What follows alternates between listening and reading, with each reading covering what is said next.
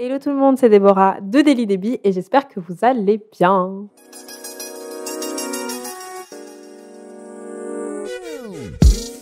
Aujourd'hui, je vais vous présenter les sorties littéraires de l'été qui me font de l'œil. Et comme d'habitude, je pense pas acheter ces livres la semaine de leur sortie, mais j'aime bien voir ce qui est publié et après alimenter un peu ma wishlist. Aujourd'hui, dans ma sélection, j'ai des biographies, j'ai des thrillers, j'ai des romans historiques, j'ai du fantastique et c'est même le grand retour du young adulte.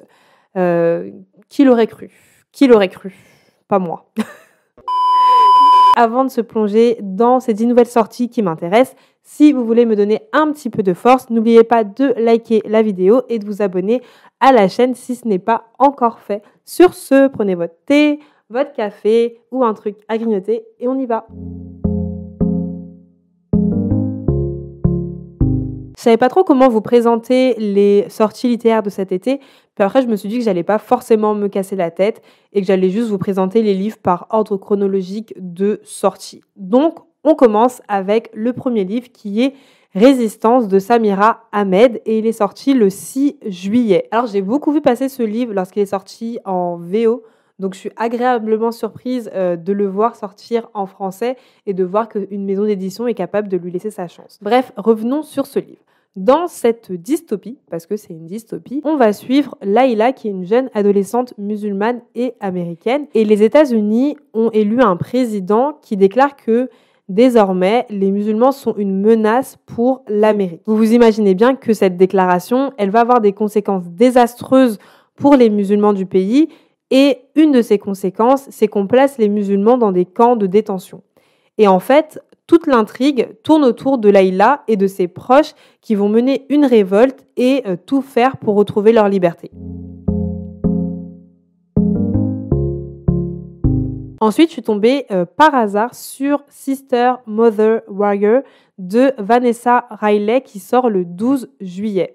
C'est une fiction historique dans laquelle on va parler de la révolution haïtienne et on va se concentrer sur deux personnages qui ont réellement existé.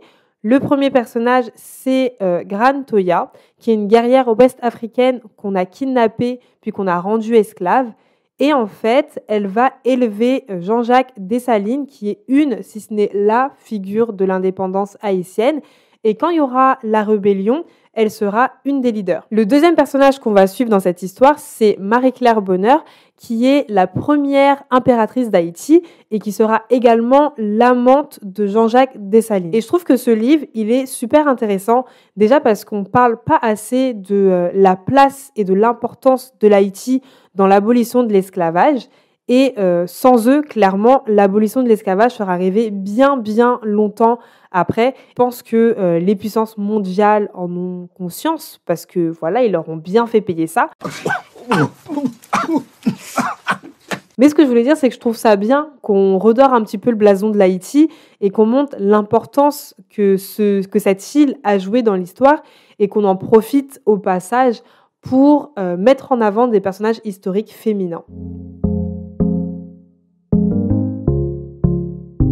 Le prochain livre dans cette petite wishlist, c'est Agent Joséphine de Damien Lewis qui sort en anglais le 12 juillet. Alors ce livre, il me sort totalement de ma zone de confort parce que c'est une biographie. Mais quand j'ai vu cette jolie couverture qui reprend des éléments art déco, comme la couverture de Queenie, ça m'a tout de suite tapé dans l'œil. Et bien évidemment, je me suis dit, je vais sortir de ma zone de confort. En fait, à partir du moment où on joue avec mes sentiments, tout est possible, les gars. Mais pour revenir un petit peu au sujet, c'est-à-dire le livre, on va s'intéresser à la vie de Joséphine Baker durant la Seconde Guerre mondiale. Parce que quand on parle de Joséphine Baker, dans le mainstream, on va plus penser à la Joséphine Baker qui danse avec une ceinture de banane. Sauf qu'il n'y a pas que ça, en fait, dans son histoire. Et elle a également été espionne de la résistance durant la Seconde Guerre mondiale. Donc là, ce que j'aime bien, c'est que l'auteur, il veut redorer le blason, ou peut-être pas redorer le blason, mais redonner de l'importance à une personne, finalement, qui a joué un rôle dans l'histoire contemporaine et montrer que Joséphine Baker mérite totalement sa place, en fait, au Panthéon. Le prochain livre, c'est encore un livre qui sera uniquement disponible en anglais, mais promis, c'est le dernier de la liste. Donc, je suis tombée sur le thriller Upgrade de Black Crabs qui sortira le 12 juillet. Donc, dans cette histoire, on va suivre Logan qui voit son génome, son ADN, on va dire, changer. Et en fait, il va se rendre compte que ses capacités physiques et mentales vont s'améliorer et il se rend compte qu'il voit le monde différemment.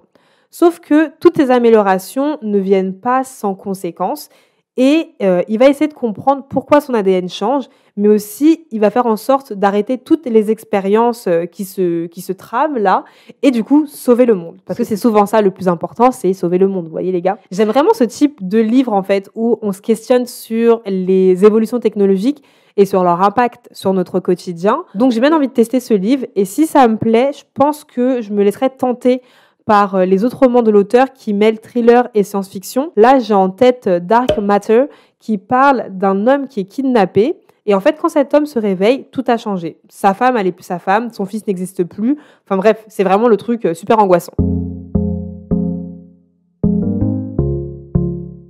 Ensuite, on revient sur un roman traduit en français avec De l'autre côté de la rive d'Elisabeth Acevedo qui sort le 11 août. C'est un drame familial young adulte avec deux filles qui se connaissent pas et qui vivent même pas dans le même pays. Mais un jour, il y aura un crash d'avion et leur père va décéder. Clairement, le gars, il décède en emportant énormément de secrets dans la tombe et il emporte également des réponses à énormément de questions. Mais ce drame va quand même permettre à ces deux filles de se rencontrer. Donc effectivement, c'est un drame familial, on va parler de deuil, mais je m'attends pas à un livre où il y aura du drama comme ça a été le cas avec Des baisers parfum tabac. Là, je pense que au contraire, on va avoir un livre avec un message d'espoir et on va se demander comment tirer du bon d'une situation qui semble désastreuse et qui est même désastreuse. Je sais pas si c'est moi qui suis passée à côté ou si effectivement on n'en a pas trop parlé sur Instagram. Donc si vous l'avez lu, vous avez vu des avis sur ce livre, je veux bien avoir votre petit retour dessus et savoir ce que vous en avez pensé.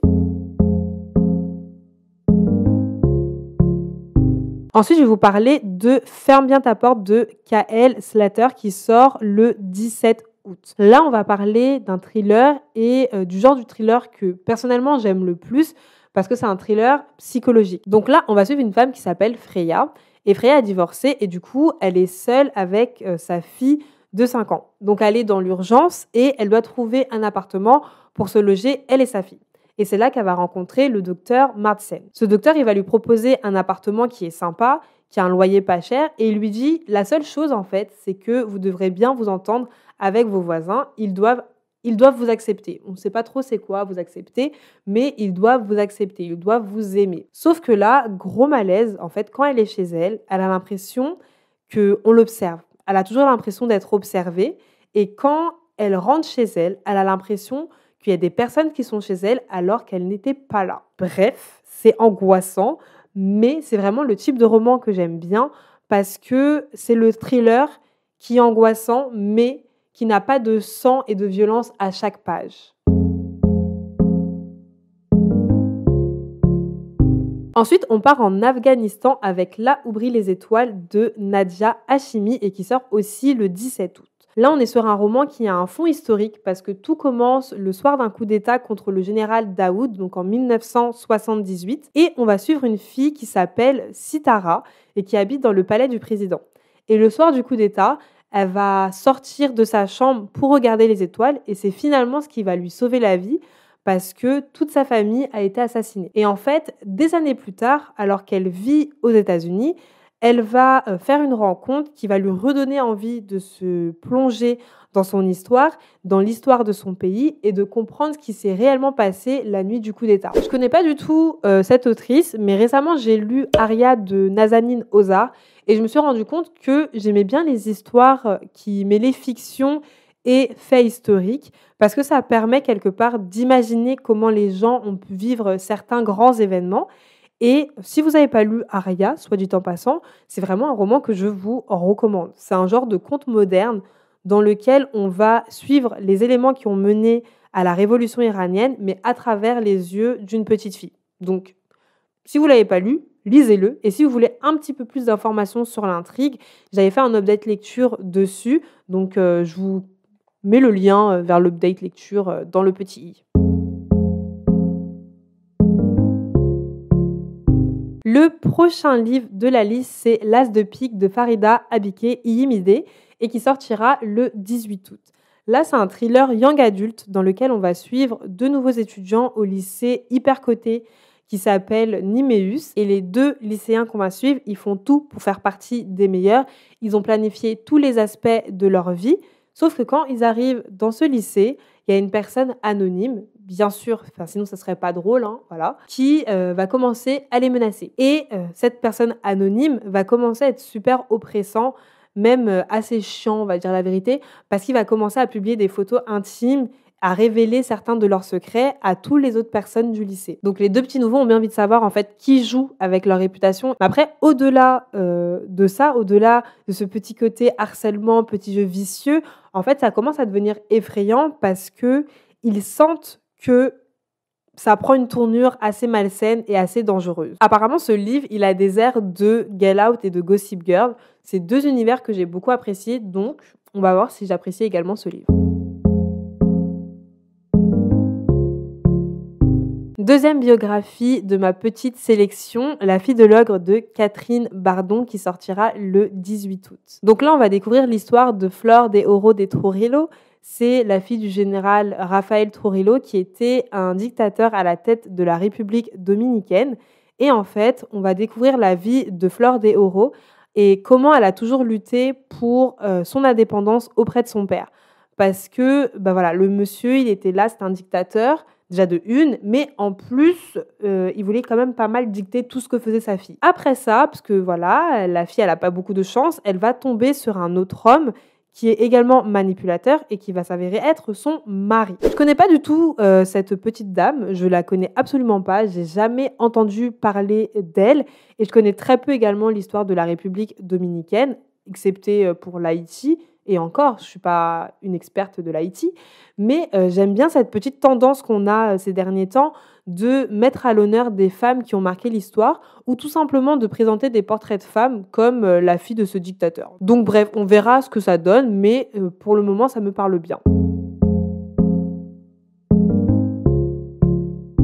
Et le dernier livre de ma sélection, c'est Pour que chantent les montagnes de Nguyen Phan Ke Mai et il sortira le 4 août. Là encore, c'est une fiction avec un fond historique. On va suivre Wong et sa grand-mère Julan qui quittent la capitale du Vietnam parce qu'ils ont peur de ce qui pourrait se passer avec l'arrivée de l'armée américaine. Et en fait, ce énième départ forcé, ça rappelle à la grand-mère Julan l'histoire de sa famille et toutes les séparations qu'elle a subies à cause des guerres et des occupations qu'il y a eu au Vietnam. Bref, voilà, c'est tout pour moi. J'espère qu'il y a quand même quelques livres de cette sélection qui vous feront envie.